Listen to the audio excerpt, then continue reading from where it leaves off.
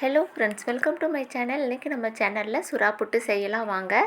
சுறா புட்டு செய்ய 1/2 கிலோ அளவுக்கு சுறாவை க்ளீன் பண்ணி கட் பண்ணி எடுத்திருக்கேன்.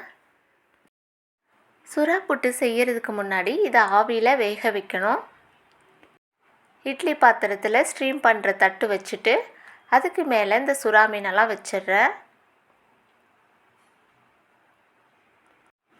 10லிருந்து 15 நிமிஷத்துக்கு ஆவியிலே வேக விடுங்க. 15 நிமிஷத்துக்கு பிறகு ஓப்பன் பண்ணி பார்க்கலாம். கேஸ்லேருந்து இறக்குனதும் கொஞ்சம் நேரம் ஆற விட்டு அதனுடைய ஸ்கின்னெல்லாம் எடுத்துடலாம். ரொம்ப ஈஸியாக ஸ்கின்னெல்லாம் எடுக்க வரும், பயப்பட தேவையில்ல. ஸ்கின்னெல்லாம் எடுத்து முடித்ததும் உடச்சி விடுங்க. பொடி பொடியாக உடச்சி விட்டால் தான் புட்டு செய்ய நல்லாயிருக்கும். பாருங்கள், இது மாதிரி நான் எல்லாத்தையும் உதிர்த்து எடுத்துக்கிறேன். கடாய் வச்சு 1 ஸ்பூன் அளவுக்கு எண்ணெய் சேர்த்துக்கிட்டு 1/4 டீஸ்பூன் கடுகு, 1/4 டீஸ்பூன் உளுத்தம்பருப்பு சேர்த்து கடுகெல்லாம் பொரிஞ்சதும் 10 பூண்டு பல்லை தோல் நீக்கி பொடி பொடியாக கட் பண்ணி சேர்த்துக்கோங்க. இது கூட 1/4 டீஸ்பூன் அளவுக்கு சோம்பு சேர்க்குறேன்.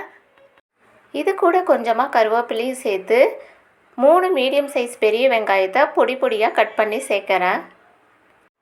வெங்காயம் இந்த அளவுக்கு வதங்கினதும் பச்சை மிளகாய் 1 பொடி பொடியாக கட் பண்ணி சேர்க்குறேன். எல்லாம் இந்த அளவுக்கு வதங்கினதும் இது கூடவே 1/4 டீஸ்பூன் அளவுக்கு இஞ்சி பூண்டு பேஸ்ட்டு சேர்க்குறேன். இஞ்சி பூண்டு பேஸ்ட் பச்சை வாசனை போக வர வதங்க விடுங்க. இது கூடவே தேவையான அளவு உப்பு சேர்த்துக்கோங்க. 1/4 டீஸ்பூன் மஞ்சள் பொடி, 1/4 டீஸ்பூன் கரம் மசாலா, 1/4 டீஸ்பூன் தனி மிளகாய் பொடி எல்லாத்தையும் இந்த அளவுக்கு வதங்க விட்டு இது கூட உதிர்த்து வச்ச சுறாவை சேர்த்துக்கலாம்.